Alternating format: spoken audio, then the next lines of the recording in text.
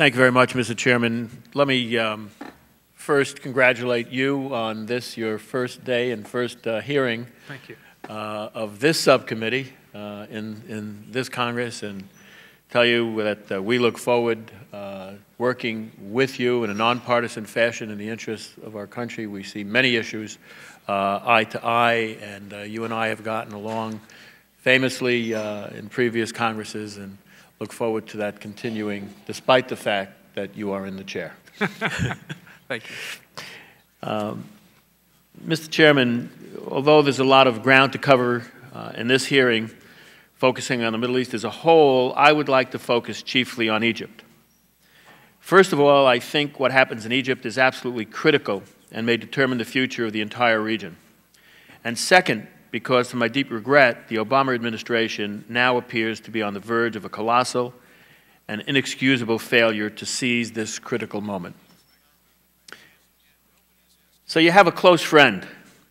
She has been very reliable and helpful to you, and she is very important in the neighborhood. After a 30-year marriage, she finally throws her good-for-nothing husband out of the house. As you well know, he continuously beat her, abused their children, and frittered away their scarce resources. Now imagine, a few days after pushing the old man out, your helpful and reliable friend calls you and asks you for help. And in response to your good, reliable, and helpful friend, you jam your hands into your pockets, pull out a stick of gum and a used chapstick and $150 and say, "Don't spend it all at once." And as you walk away, you add, "Do you remember the $3 grand you guys borrowed so you could feed your kids? Well, make sure you get me about $300 back this year. I'm having a tough time too." I think we'd consider someone who responded that way to be a rather sorry excuse for a human being, much less than a friend. But this is almost exactly what the Obama administration is doing. And it's worse than a sin. It's a mistake. We will not get another chance to help Egypt in this critical and formative moment in its history. And let's be clear about the scale. If things go bad in Egypt, the consequences for the Middle East and for the United States will make the Islamic Revolution in Iran look like an episode of Sesame Street. What has to be borne in mind is that this revolution in Egypt is shaped like a hurricane, and right now we are in the eye of the storm. Things seem kind of quiet.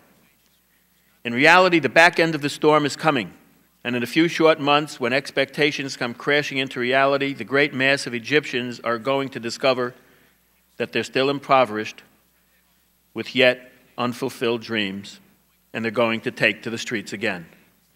And this time, they won't just be asking for democracy and their God-given rights. The vanguard of this second revolution won't be bright-eyed, secular, twittering youngsters. It will be the Muslim Brotherhood, who are shrewdly hanging back right now and waiting for Egypt's neo-nascent democratic experiment to arrive stillborn. But instead of moving aggressively to lift a $3 billion burden off of Egypt's back, a debt that will cost them roughly $315 million this year and for many years to come, the administration has proposed reprogramming $150 million so that UNAID could support, quote, non-government organizations supporting the Egyptian-led economic and citizen-led transition effort.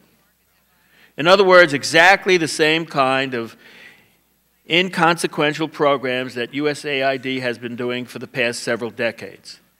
It's a big box with the same old mush and a great big new and improved sticker slapped on it. The same great mush, now even more feckless.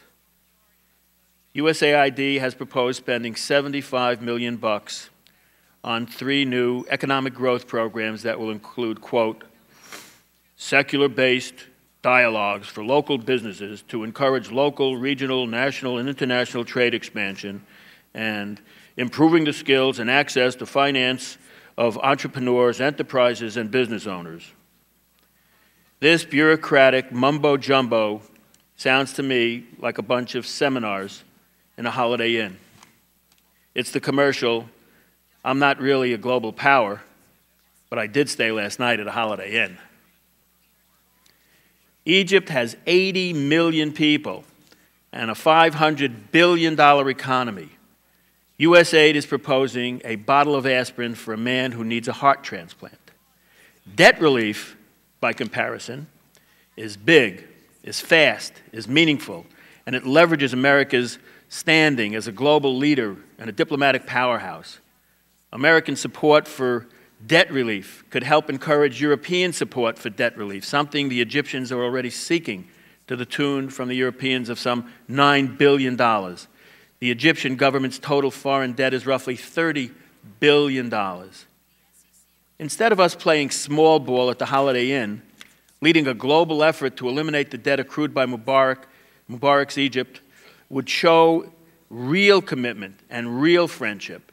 Debt relief could help leverage Egyptian reform efforts and be done before the back of the hurricane hits, without the bureaucratic delay and parasitic contractors that so regularly plague even USAID's best efforts.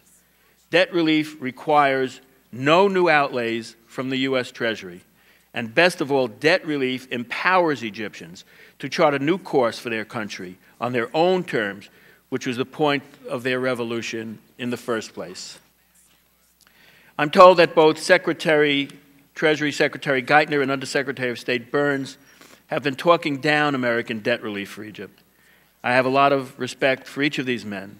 But if in fact they're pushing debt relief off the table, I think they're making an incredibly short-sighted and potentially catastrophic error. And finally, a quick word each about Lebanon and Syria. I've said before that our assistance to Lebanon needs to be put on hold until the new government takes shape and demonstrates that it intends to pursue the interests of Lebanon, not Iran, not Syria, and not Hezbollah. The burden rests with the next Lebanese government. If terrorists put you in power, you have to show, not simply declare, that you're independent from them. And regarding Syria, I have one simple question. Is our policy passive consistency or consistent passivity? Or don't we have any Syria policy at all? I'm glad Ambassador Ford is in Damascus. I just wish he was doing more than conveying the usual feckless message to the Syrians and reporting their contempt back to Washington.